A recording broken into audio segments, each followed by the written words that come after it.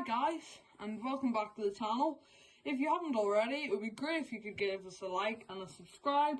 And today I wanted to do a video that meant a lot to me, and that is a review of the Yeezy Quantum. So the Yeezy Quantum was the first really nice pair of shoes that I ever owned, and yeah, I just wanted to take you through a bit about them, a bit about the box, a bit about the actual shoe, and everything that I feel is important for you to know if you want to buy it, or if you just were interested in the shoes that I own in my collection. So starting off at the top of the box, we have this Quantum lettering in black. As you may or may not know, Kanye West, who is the original creator of Yeezy, doesn't use vowels whenever he's writing stuff. It's a bit interesting. I don't really know what the reason for it is, but yeah, it's just something that he does. And then on the side of the box we have the size tag here. Yeezy started doing this recently where they don't actually put in colours, so they just have AMBTIN repeated 3 times across here for the colourway, and I've gone for my true size, which is a UK 11.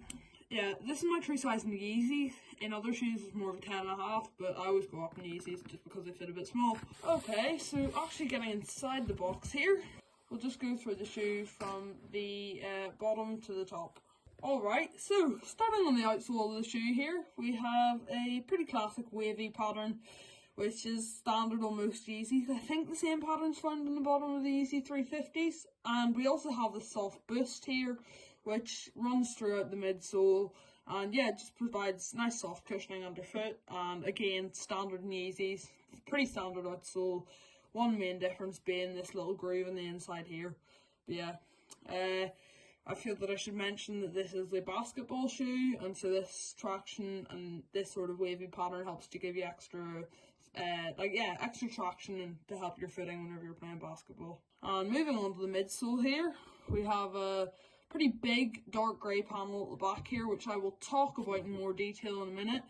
And we have the main midsole, which is semi-translucent at the top, and then you can also sort of see the boost through the midsole here. And I don't know if you can see, but it's quite squishy actually, and yeah, very nice, very soft, all that good stuff. Now moving on to the toe of the shoe here, we have this sort of grey suede or nubuck paneling, depending on what you want to call it. I think this is nice. It adds extra dimension to the shoe, different material. I love whenever shoes are made of more than one material. That's part of the reason that I'm not the biggest fan of all white Air Force Ones, and why I like something different, because they're just all leather, and I don't love all leather shoes. And now, moving on to that big grey bit that I mentioned at the back. Basically, as I said before in the review, this shoe is originally a basketball shoe, and so this grey panel at the back is designed to help give you comfort and added stability when playing basketball. I think it's quite a nice feature. I think that sort of very sharp edge there, it just gives the shoe a bit more depth and a bit more characteristics, rather than if you were to just not have that and this were to just be black all the way down here. I don't think it would be the most interesting shoe. Moving on to the main body of the shoe here, we have this sort of like cheetah wavy pattern. This is similar to the outsole with this sort of wavy cheetah inspired look, and it also has a clear mesh through which we can actually see strips of this reflective material, which then hold down the laces. I don't know if you can quite see those reflective strips through, but I assure you that they're there. Now moving on to the higher parts of the shoe here, we have obviously the tongue, which goes up here, and it is in a sort of navy colour, which then fades up into black. And around the top of the shoe here, we can see these more floppy bits, which are in that black nylon. I think in theory these are here for stability, but they don't really add that much stability as they just sort of flop over. They're quite a nice covering for your ankle, which means that if anything hits you there, it's padded a bit, and the tongue is quite nicely padded too. And the laces here are a sort of rope material, and if I can grab that there, they have a plastic end, sort of rubbery plastic end, nothing too special. I do like the fact though that they're a bit thicker and a bit more round, which is quite classic on Yeezys. If we move on to the inside of the shoe here, we can see that there is some quite nice sort of glittery padding on the inside there. And again, that's because it is a basketball shoe. I wish, if I'm being honest, that they had added some of that padding up here, because otherwise it's not very padded at the back there, and it means that it cuts into your ankle a lot whenever you wear it. But as long as you wear high crew length socks, you're generally okay. And yeah. Now, quickly pull out the insole here. Yeah, so like I was saying, this is the first shoe that I ever owned, and it's a particularly nice shoe in my opinion. For me personally, I don't, maybe not the best shoe to ever release, just in general looks wise, etc.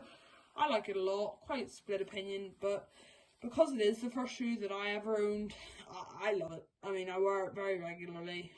It really gave me a bit of insight into the way that the shoe world works, and a lot of thanks to Responsible, which is the place that I work for. They actually got it for me for Christmas, and yeah, I'll pop their Instagram up on screen now so you can go and give them a follow.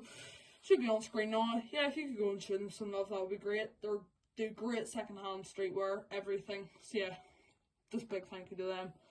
Now, as I was saying, the insole here, we have this sort of Yeezy and this Adidas branding.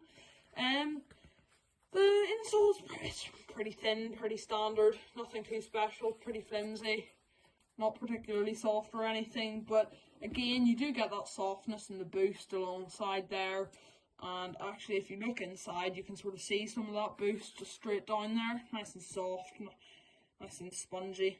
So yeah.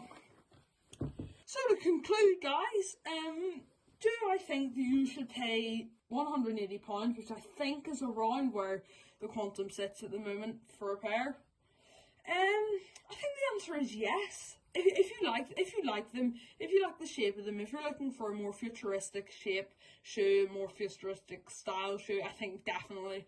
I think they're an amazing shoe, very comfortable. I think, as I mentioned, you have to make sure that you're wearing high socks, otherwise this back bit here can sort of chafe into you a bit. But yeah, I think other than that, it's a very interesting shoe, a lot of depth to it. Just, it's a nice all-round shoe. I mean, it doesn't go with necessarily every outfit, but if you do get in this colourway with this sort of grey and black and white main colour blocking, you should be fine. It's also quite good for autumn and winter, as it's got this sort of brown camo look to it on the side. So yeah, overall I reckon if you have the money, if you like Yeezy shoes especially, then yeah, I think it's a good pickup. I think that a lot of people sleep on these actually.